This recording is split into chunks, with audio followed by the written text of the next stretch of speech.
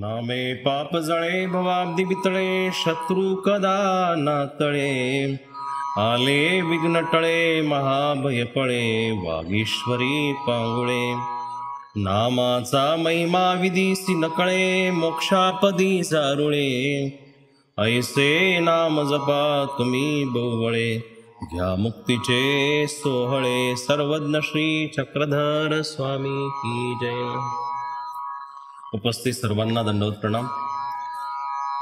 शारदीय नवरात्राच्या निमित्ताने होत असलेली ही व्याख्यानमाला आणि याच्यामध्ये आपण नामाचे 10 ठाय नामाचे 10 लाभ सर्वज्ञ श्री चक्रधर प्रभूंनी निरूपण केलेले आणि परमपूज्य परम आदरणीय गुरुवर्य चिंतनीजनक बाबाजी यांच्या लेखणीतून श्रवलेलं, यांच्या लेखणीतून निस्तृत झालेलं एक चांगलं सुंदर असं काव्य नामाचे 10 ठाय ओवीबद्ध असलेले हे काव्य आणि ह्या काव्याच्या आधाराने हे प्रवचन होत आहे। या काव्याच्या आधाराने आज या ठिकाणी आपल्याला, काल मी विषय मांडला होता नाम ह्या शब्दावरती, नाम ह्या शब्दावरती व्याख्या करत असताना बाबांनी अनेक दाखले त्याच्यामध्ये दिलेले आहेत आणि सर्वांगीण विचार करत असताना, व्यवहारिक विचार करत असताना नामाची महिमा अपार आहे असं आपण कालच्या प्रवचनामध्ये ऐकलं। आजच्या प्रवचनामध्ये नामाचे 10 ठायामधलं पहिले जे सूत्र आलेले नामे वेद, नामे वेद हे सूत्र अति महत्त्वाचं आहे, गहन आहे। या नामे वेद या सूत्राला तसं पाहिलं तर ब्रह्मविद्या ही अधिकाराविन कुणाला देऊ नये, अधिकाराशिवाय कुणाला सांगू पण नाही। सर्वज्ञांचा पूर्णपणे त्या गोष्टीला दंडक आहे, परंतु काळाच्या ओघामध्ये थोडंसं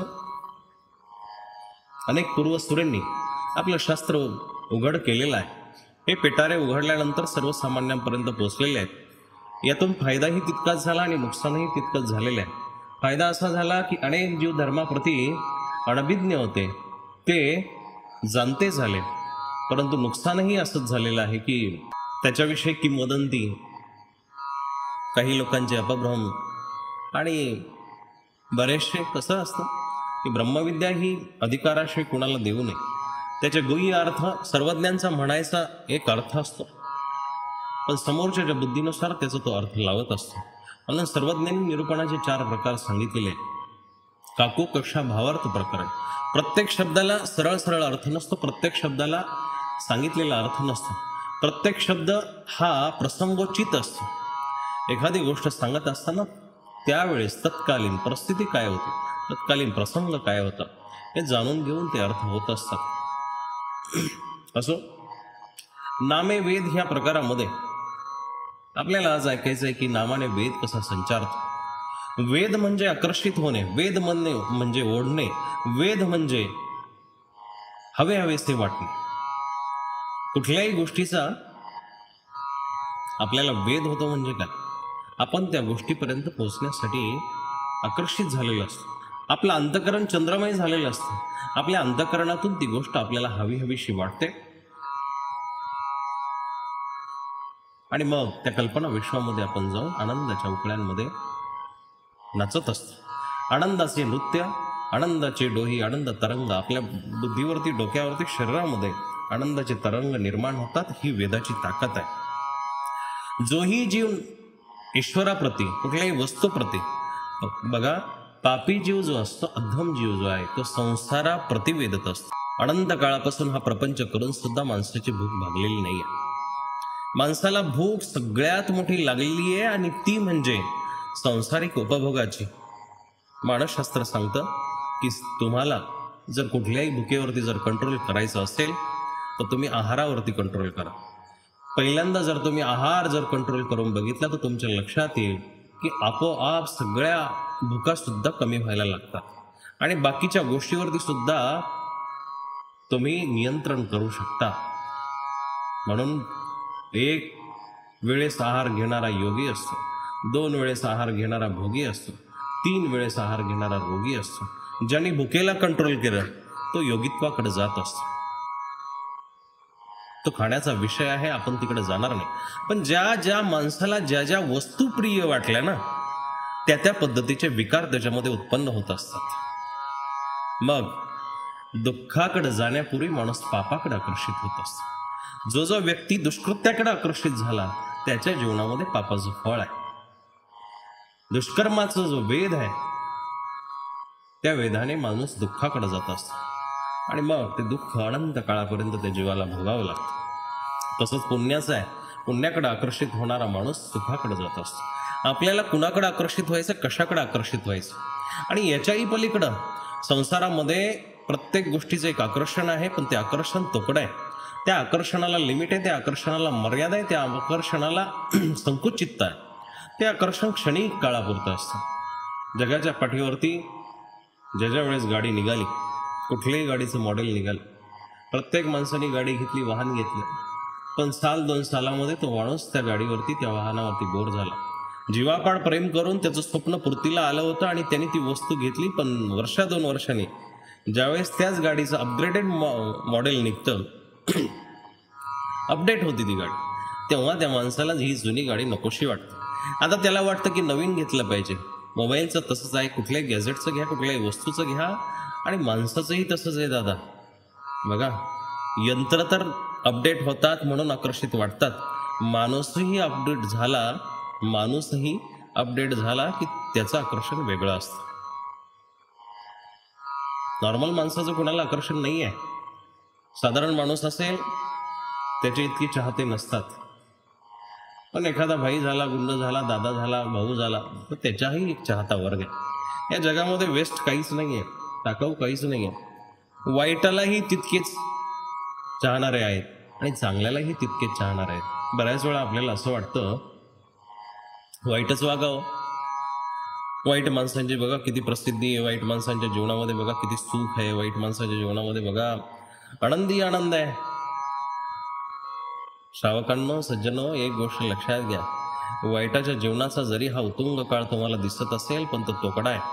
क्षणिक काळापुरता तो आनंदी होताना तुम्हाला दिसेल, पण काही वेळानंतर, काही काळानंतर तुमच्या लक्षात येईल की त्याच्या इतका दुःखी माणूस या जगामध्ये कोणीच नाही. त्याच्या इतका दुःखी माणूसच कोणी नाही आहे. सज्जनाचंही तसंच आहे. कारण ईश्वर तुमच्याबद्दल खूप चांगलं प्लॅनिंग करून बसलेलं आहे. परमात्म्याचं जे प्लॅनिंग आहे ते खूप सुचारू रूपाने आणि वेगवेगळ्या अँगलनी बघून त्याचं प्लॅनिंग आहे. की एखादा पापी माणूस असेल त्याला दिसत नाही का हो? दिसतं ना. तो काय पाप करतो, कसा वागतो, हे सगळं त्या देवाला दिसत असतं. पण तो जर पापाकडे वळला असेल, पापाच्या रस्त्याकडे वळला असेल, तर तो त्याला तेवढ्यावरती थांबवत नाही. मग त्याच्या जीवनातली सगळी काही भविष्यातली जी सुखं असतात ती सुखं त्याला देतो. आणि मग जेव्हा त्याच्या जीवनामध्ये दुःखाची पर्वणी येते त्यावेळेस त्याला क्षणाचंही सुख ईश्वर देत नाही.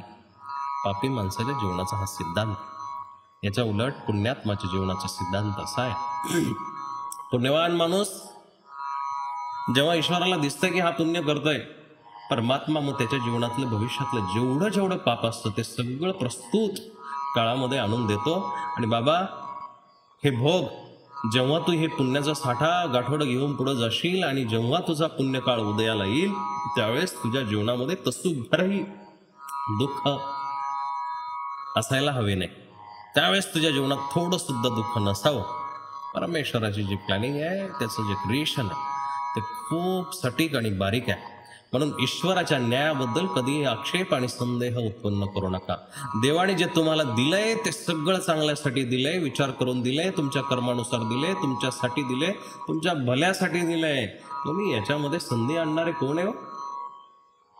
तुम्ही संधी. एक प्रकारे ते ईश्वराला आव्हान आहे, त्याच्या केलेल्या कृत्यावरती प्रश्नचिन्ह आहे, त्याच्या दिलेल्या सगळ्या गोष्टींवरती खूप मोठा क्वेश्चन मार्क आहे की देवा, तुला जमत नाही हे ड्राईव्ह करायला, तुला ही सृष्टी चालवायला जमत नाही, असं आपण त्याला एक प्रकारे, आणि तो त्याचा अपमान. म्हणून ठेविले अनंत तैसेची रावे. आपला नामाचा विषय चालू की नामे वेद. याच ईश्वराचा जर तुम्हाला वेद असेल ना, आवडी असेल, ईश्वराच्या नामाचा वेद असेल, ईश्वराच्या मूर्तीची आवडी असेल, त्याच्या चरित्राची, लीळेची, त्याच्या सगळ्या गुणगौरवाची जर तुम्हाला आवडी असेल, तर तुम्ही त्याच्यावरती संदेह करू शकत नाही. आपल्या प्रिय असलेल्या माणसामध्ये आपल्याला दोष दिसतो का? बघा ना, दोघं एकमेकांचे प्रेमी असतील तर त्यांना एकमेकांमध्ये कधीच दोष दिसत नाही. जोपर्यंत त्यांचे वाद होत नाही, जोपर्यंत ते अलग होत नाही, एक तर्फा ज्यावेळेस, कारण एका वेळेस तुम्ही प्रेम करू शकता किंवा एका वेळेस तुम्ही नफरत करू शकता, पण जिथं हे दोन्हीही येईल ना, एका वेळेस प्रेम पण आहे, सोबत लगेच नफरत पण आहे, समजून घ्या, तिथे सौदा चालू आहे, व्यापार आहे. प्रेमाची जी भाषा आहे ना ती एकतर्फी आहे. एकदा मजनूला एका माणसाने विचारलं की बाबा तुझी लैला जी आहे ते खूप काव्य आहे. त्या काव्यामध्ये ते म्हणतात, किसी ने मजनू से कहा तेरी लैला दिसदी काळी वे. किसी ने मजनू से कहा तेरी लैला दिखदी काळी वे. मजनू ने जवाब दिता तेरी आँख न देखन वाली वे. त्यावेळेस मजनूने उत्तर दिलं की बाबा माझी लैला जरी काळी दिसत असेल, तुझी दृष्टी नाहीये बघण्याची तिच्याकडे. तुझी दृष्टी तिच्या काळ्यापणामधलं सौंदर्य शोधू शकत नाही. आणि मग मजनूला खूप सुंदर असा पुढे तर्क दिला. मुलेशाह म्हणतात की वेद बी चिट्टे कुराण बी चिट्टे. चिट्टे म्हणजे सफेद, चिट्टा पंजाबी शब्द आहे सफेद. वेद बी चिट्टे कुराण बी चिट्टे विच शाई रखदी काळी वे.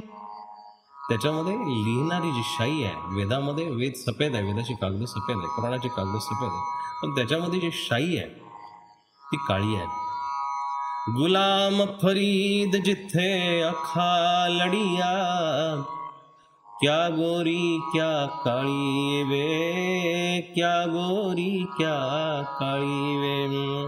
गुलाम फरीद नावाचे संत होऊन गेले बुल्लिशाने.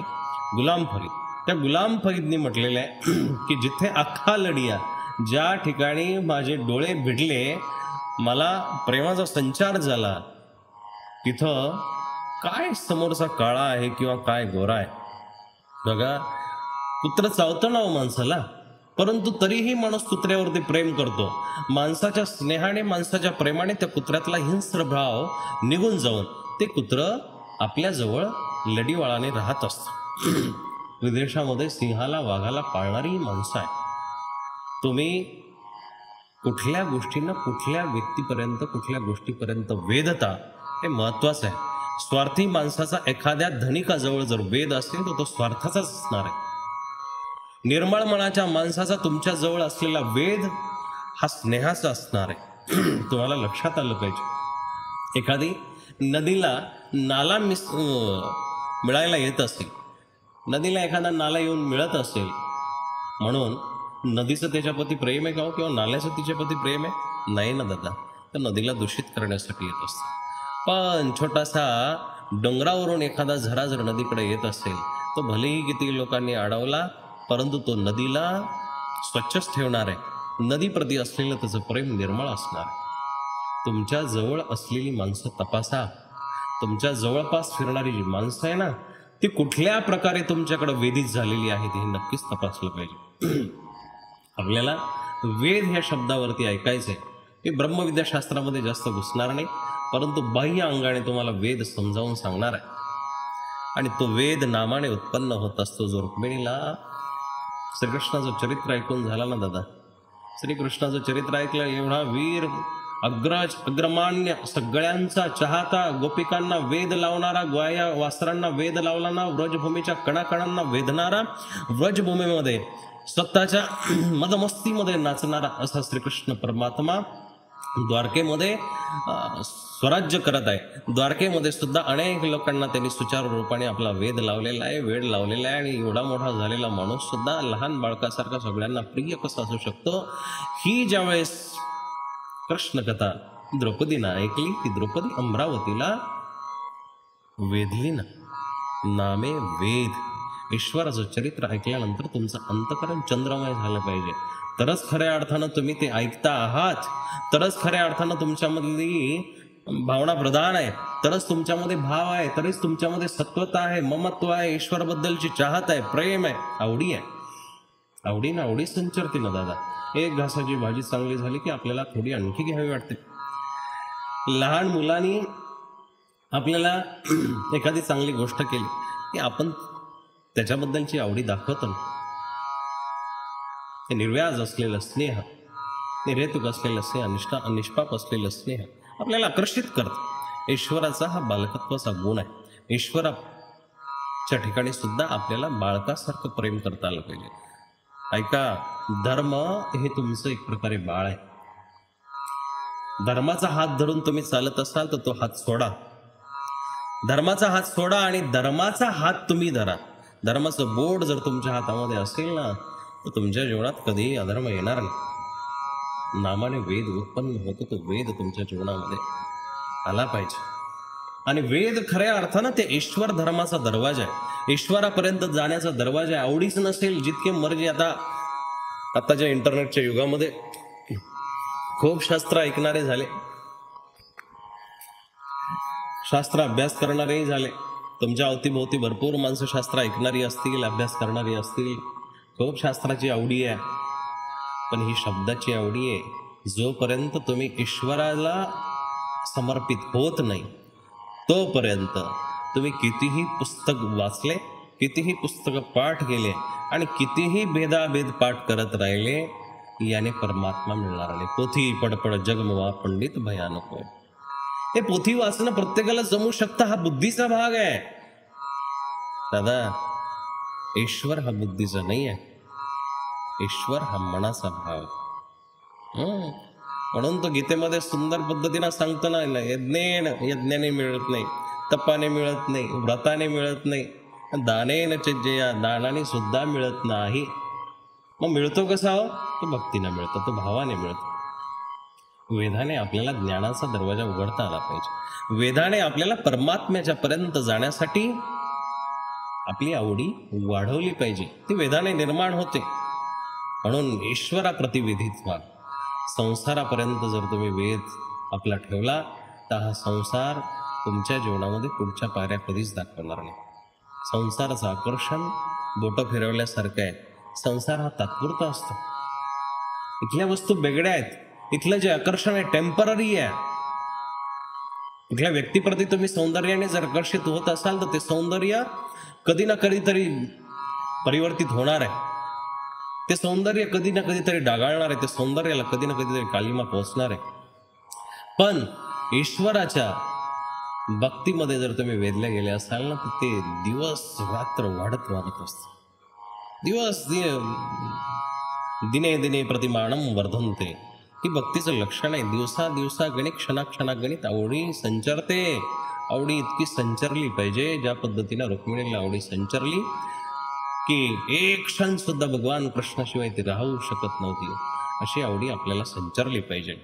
स्वामींनी चंदनाच्या वृक्षाचं दृष्टांत दिलेलं आहे की चंदनाच्या झाडाजवळ सगळे वृक्ष, बोरी असतील, बाबळी असतील, दुसऱ्या कुठल्याही लिंब असेल, सगळे वृक्ष आकर्षित होतात आणि चंदनाच्या वृक्षाला इतकं लपेटून घेतात आणि इथपर्यंत नागराज, विषारी असलेले नाग, साप सुद्धा ते चंदनाला आकर्षित होतात. कारण चंदनाचा सुगंध इतका परिपक्व आहे, इतका विधित करणारा आहे आणि इतका उन्मादित करणारा असतो की जेणेकरून सगळ्यांना तिथं आकर्षित व्हावं लागतं. चंदनाचं झाड तोडल्यानंतर त्याच्या शेजारची झाडं तोडा, त्या झाडांना सुद्धा चंदनाचा सुगंध येतो. पण स्वामींनी अपवाद सांगितलाय, तो म्हणजे वेळूचा, बांबूचा. सगळी झाडं वेधतात ना दादा चंद्राभोवती, पण बांबू वेधत नाही. वेळूचा जो दृष्टांत आहे तो असाच आहे की ज्याचं अंतकरण खाली आहे, रिकाम आहे किंवा दुसऱ्या काही गोष्टींनी भरलेलं आहे, तो कधीच चंदना समान असलेल्या ईश्वराच्या परिमळाला भुलणार नाही. त्याच्याजवळ तो आकर्षित होणार नाही, त्याच्यापर्यंत जाणार नाही. तुमच्या अवतीभोवती अशी अज्ञानी अनधिकारी माणसं तुम्हाला दिसतील. ती अज्ञानी अनधिकारी माणसं बघितल्यानंतर तुम्ही फक्त मोजमाप लावायचं की ही वेळूच्या हृदयाची माणसं आहे. त्यांना सांगणे नाही, त्यांना म्हणणे नाही. त्यांना कितीही तुम्ही म्हणायचा प्रयत्न करा, त्यांना कितीही तुम्ही सिंचन केलं, कितीही भक्ती सांगितली, पण ती माणसं कधीही ईश्वराप्रती आकर्षित होणार नाही. हे वेळूचं दृष्टांत.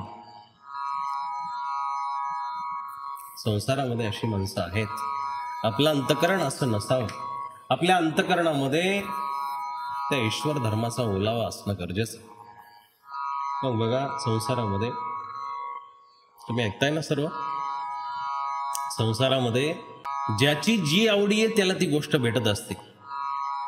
पिक्चरांमध्ये, फिल्मांमध्ये तुम्हाला सांगितलं असेल की ज्या गोष्टीला तुम्ही चाहता, ज्या गोष्टीला तुम्ही अपेक्षिता, ती गोष्ट मिळवून देण्यासाठी तुम्हाला कायनात एकत्र येत असते. असा काहीतरी कुठेतरी ऐकलेला संवाद आहे. कायनात म्हणजे ही सारी सृष्टी तुम्हाला मिळवून देण्यासाठी प्रयत्नशील असते, कारण पंचतत्व आपल्यामध्ये जे बाहेर आहे तेच पंचतत्व आपल्यामध्ये आहे. सृष्टी तुम्हाला मिळवून देण्यासाठी प्रयत्नशील असते. तुम्ही चांगला विचार करा, सकारात्मक विचार करा, तर तुमच्या जीवनात सकारात्मक गोष्टी होतील. कर्म जरूर पाठीमागं असेल तरीही सकारात्मक बुद्धी ठेवणं गरजेचं आहे. रस्त्याने जाताना ॲक्सिडेंट होणार आहे हे घरापासून जर तुम्ही ठरवून ठेवलं तर नक्कीच ॲक्सिडेंट एखादा होईल, नक्कीच काही ना काहीतरी लागेल, नक्कीच काही. पण मी ॲक्सिडेंट झाला तरी व्यवस्थित राहील आणि व्यवस्थित निघून जाईल. जरी एखादं संकट आलं, गाडी आडवी गेली, तरीही तुम्ही व्यवस्थित बाहेर पडाल. हे सकारात्मक बुद्धीचं कार्य. सकारात्मक बुद्धी जर आपण ठेवली तर आपल्या जीवनात चांगल्या गोष्टी होतात. म्हणून जसा ज्याची आवडी आहे त्याला ती गोष्ट प्राप्त होत असते. एखाद्याला शिक्षण आवडत असेल तो माणूस शिक्षक होतो, एखाद्याला वीरता शूरता आवडत असेल तो शिक्षक होतो, सैनिक होतो, एखाद्याला संतत्व भक्ती आवडत असेल तो संन्यासी होतो. आता तुम्हीच विचार करा की तुम्ही सोफ्यावरती बसून, घरामध्ये बसून, किचनमध्ये काम करताना हे प्रवचन ऐकताय, किंवा निवांत बसले तेव्हा हे प्रवचन ऐकताय, किंवा देवपूजा करताना, सेवा करताना हे प्रवचन ऐकताय. विचार करा की आवडी आपल्याला संसाराची, घरातून 10 दिवसासाठी 5 दिवसासाठी आपण वेळ काढू शकत नाही, देवाधर्मासाठी आपल्याला वेळ निघत नाही, आणि त्यातच आपण धर्म करायचा प्रयत्न करतोय. मुळात तुम्हाला संसार आवडतोय, पण धर्म करावा असं कुठंतरी लिहिलेले कोणीतरी सांगितले म्हणून तुम्ही करताय. एक गोष्ट नीट लक्षात घ्या, ईश्वर एवढा अज्ञानी नाहीये. परमात्मा खूप खूप तुमचे बारकावे जाणून असतो. त्याला सगळ्या जीवामात्रांचं चिंतन आहे. तुम्ही ज्या बुद्धीनं धर्म करताना तीच बुद्धीनं त्याचं फळ मिळत असतं, त्याच बुद्धी. म्हणून निर्मळ बुद्धीनं परमार्थ करा. मी म्हणत नाही तुम्ही परमार्थ करत नाही, अहो करता, पण संसाराला चिटकूनच परमार्थ करतात. संसारा वेगळं होण्याचा प्रयत्न करा. संसारामध्ये राहून पाण्यामध्ये मासा झोप घेत आहे. पाण्यात ज्या पद्धतीनं मासा राहतो, संसारात राहा ना, वावगं नाहीये. तुम्हाला पुरुषार्थ करण्यासाठी ते क्षेत्र दिलेलं आहे, पण त्यामध्ये राहून सुद्धा तुम्ही परमार्थ नेटका केला पाहिजे, चांगला केला पाहिजे. तो परमार्थ जर तुम्हाला जमला, नक्कीच ईश्वराच्या चरणाची जागा आपल्याला मिळेल. कमीत कमी आपण पहिलीमध्ये तरी जाऊ, दुसरीमध्ये तरी जाऊ. म्हणून संसारातून 10-20 मिनटं, 1 तास ज्यावेळेस तुम्ही बाहेर निघता ना, त्यावेळेस संसार हा तुमचा होताच की नाही हे तुमच्या लक्षात नाही राहिलं पाहिजे. तुम्ही संसारात होता की नाही हे तुमच्या लक्षातच आलं नाही पाहिजे. असा तुम्हाला परमार्थ करता आला पाहिजे. जसं जेवण केल्यानंतर आता पोट भरलेलं आहे, पण संध्याकाळी जेव्हा भूक लागते ना, त्यावेळेस दुपारचं आठवत नाही की मी दुपारी जेवलो होतो. विसरले ना तुम्ही, दुपारचं सगळं पंचपक्वान्न खाल्लेलं विसरले, संध्याकाळी परत जेवायसाठी बसले. संसाराचा असा विसर पडला पाहिजे की परमार्थाला बसल्यानंतर, देवधर्म करायला बसल्यानंतर आपण पाठीमागं होतो किंवा ह्या प्रपंचात आहो, किंवा हे घर माझं घर आहे, फ्लॅट माझा फ्लॅट आहे, हे न समजता तुम्ही हे मंदिर झाल्यासारखं जर फील केलं, स्वतःला समजावलं, तर नक्कीच तुम्हाला बसल्या ठिकाणी सुद्धा ईश्वराचा साक्षात्कार होऊ शकतो. तुम्ही कुठल्या पद्धतीनं चिंतन करता हे महत्त्वाचं आहे. भिंगुरुटीचा दृष्टांत स्वामींनी सांगितले. ती भिंगुरुटी चिंतन करते की ती माशी येईल आणि ती माशी माझ्या डोक्याला परत डंख मारेल.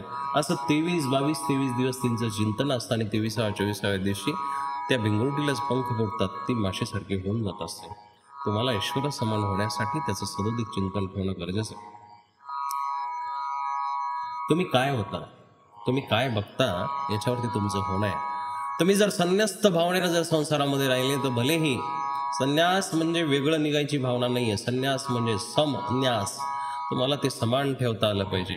ममतेला समान ठेवता आलं पाहिजे, तुमच्या प्रपंचाला समान ठेवता आलं पाहिजे, तुमच्या संपत्तीला समान ठेवता आलं पाहिजे, तुमच्या कामाला, क्रोधाला, तुमच्या सगळ्या गोष्टीला शून्य करता करता समान पण ठेवता आलं पाहिजे. विकाराला, विकल्पाला तुम्हाला समान ठेवता आलं पाहिजे.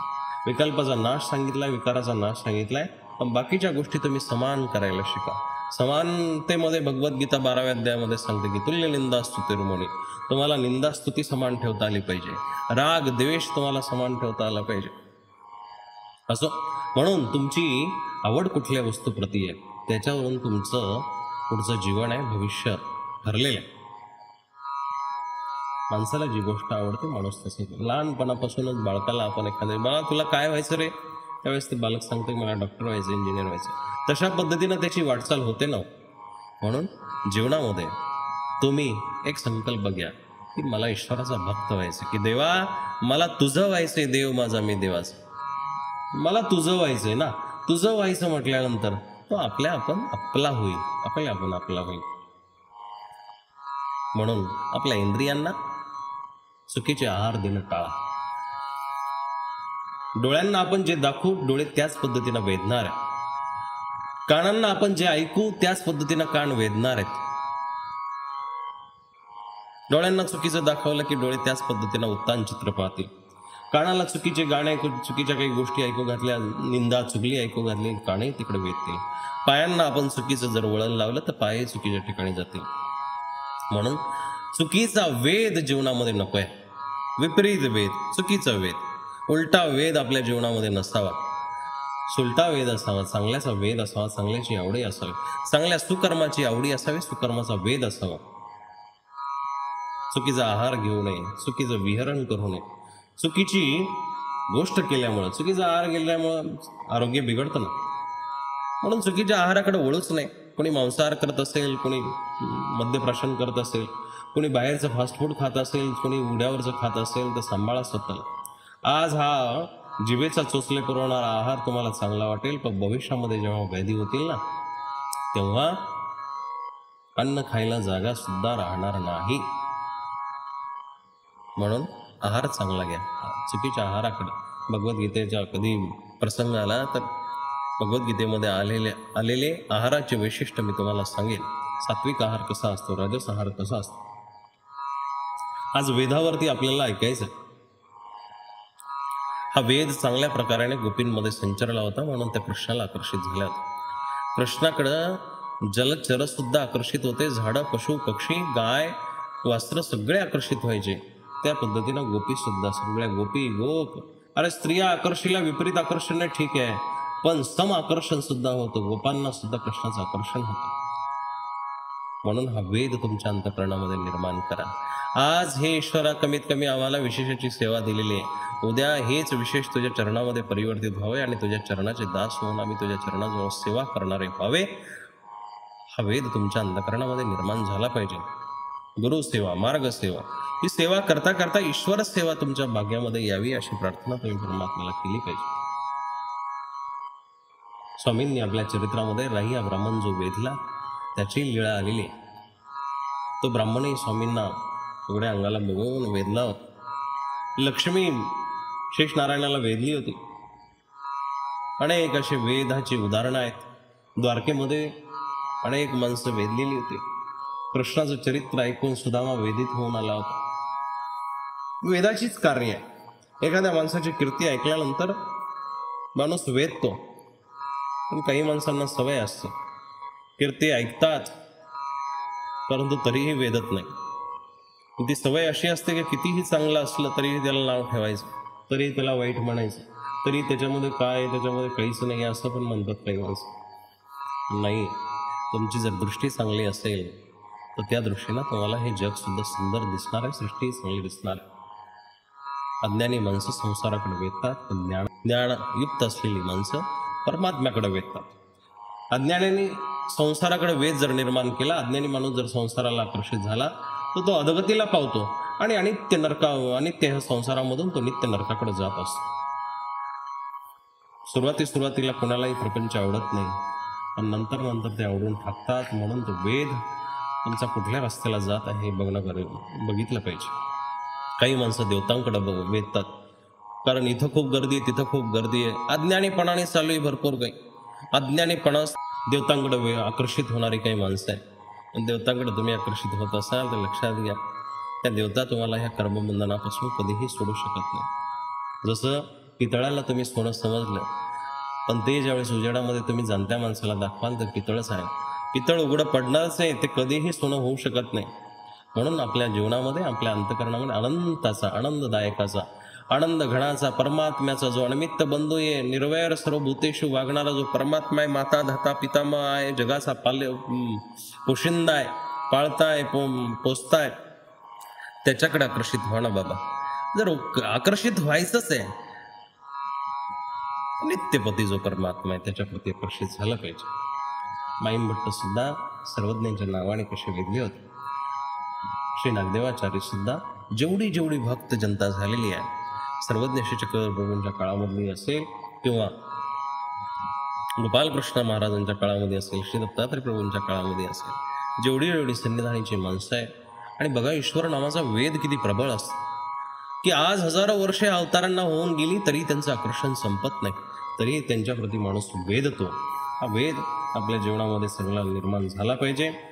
बघा, चांगल्या भूमीवरती बीज पडायचा उशीर आहे, त्याला थोडंसं पाणी टाकायचा उशीर आहे, आपल्या आपण एक वटवृक्ष तयार होत असतो. तुमची मनाची पार्श्वभूमी चांगली तयार करा. त्या चांगल्या भूमीमध्ये जेव्हा तुम्ही ईश्वर नामाचं बीज पेराल ना, तर परमात्मा एका क्षणामध्ये तुम्हाला त्याची फळं देईल, त्याचं दर्शन देईल. जे आपले पूर्वीचे संस्कार आहे ते संस्कार ओळखा. कोणाचे कुसंस्कार असतील तर त्या कुसंस्कारांना थांबवा आणि सुसंस्कारांना जागृत करून ज्ञानाचा आधार घ्या आणि ज्ञानाच्या आधाराने ईश्वराचा वेद निर्माण करा. पूर्वसंस्कार जर चांगले असतील तर ज्या पद्धतीने दिवा लावला जातो की दिवा लावला आणि परत विजावला, पण परत जर आपण एक काडी ओढली तर ती दिवा लगेच पेट घेत असतो. पूर्वसंस्कारही असेच असतात की पूर्वजन्मी जर चांगलं केलेलं असेल तर ह्या जन्मामध्ये लगेच तुमचे संस्कार जागृत होतील आणि मग तुम्हाला तो ज्ञानमय असलेला, प्रकाशमय असलेला परमात्मा त्याच्यामध्ये दिसेल. लीळा चरित्रामध्ये हिवरळीची लखुदेवाची लीळा आलेली आहे. लखुदेवा स्वामींच्या नामास्थ वेधले होते. ही लीळा सगळ्यांना माहिती असेल. लीळा चरित्रामध्ये आलेला हा सुंदर प्रसंग, सामकोस्तीच्या जवळ अबाईसच्या बहिणीजवळ लखुदेव थांबले होते आणि नागदेवाचार्यांची विचारपूस केल्यानंतर ते सर्वज्ञ श्री चक्रधर स्वामींजवळ आहेत असं सामकोसाने सांगितलं. तर ते लखुदेवबा जसं त्यांनी नाव ऐकलं, सर्वज्ञांचं नाव ऐकलं, तसे त्यांच्या अंतःकरणामध्ये गारवा निर्माण झाला. त्यांना स्थिती झाली आणि ईश्वरापर्यंत कधी जातो, रात्रीच देवाला पाहायला निघाले, देवाच्या दरबारी आले, दर्शन घेतलं, आणखी स्थिती वाढली आणि ईश्वराचा आनंद उपभोगीत राहिली. ही नामाची ताकद आहे. या नामामध्ये अनंत जीवांना वेधून घेण्याची ताकद आहे. श्रीकृष्णाने ज्या पद्धतीनं गोपिकांना वेड लावला, या जगाला वेड लावला. श्री चक्रधर प्रभूंच्या नावाने सुद्धा अनंत विश्वाला वेड लावलेले आहे, अनंत लोकांना वेड लावलेले आहे. या परम पवित्र पुनीत नामाने आपण आपलं अंतःकरण स्वच्छ करूया, आपलं अंतःकरण शांत करूया. आपल्या अंतःकरणामध्ये ह्या परम पुनीत पवित्र नामाची ज्योत लावूया. या नवरात्रामध्ये लोकांनी बाहेर दिवे जाळले असतील, लावले असतील, पण तुमचा अंतर्दिवा भक्तीने, नामाने प्रज्वलित करून तुम्ही त्या सर्वांग सुंदर परमात्म्याचं दर्शन प्राप्त करावं अशी सदिच्छा व्यक्त करतो. आज झालेली सेवा आपण सर्वांनी शांत चित्ताने ऐकून घेतली, त्याबद्दल आपले धन्यवाद. उद्या पुढच्या प्रकरणामध्ये, पुढच्या वचनासोबत भेटूया. सगळ्यांना धन्यवाद, दंडवत प्रणाम. सर्वज्ञ श्री चक्रधर स्वामी की जय.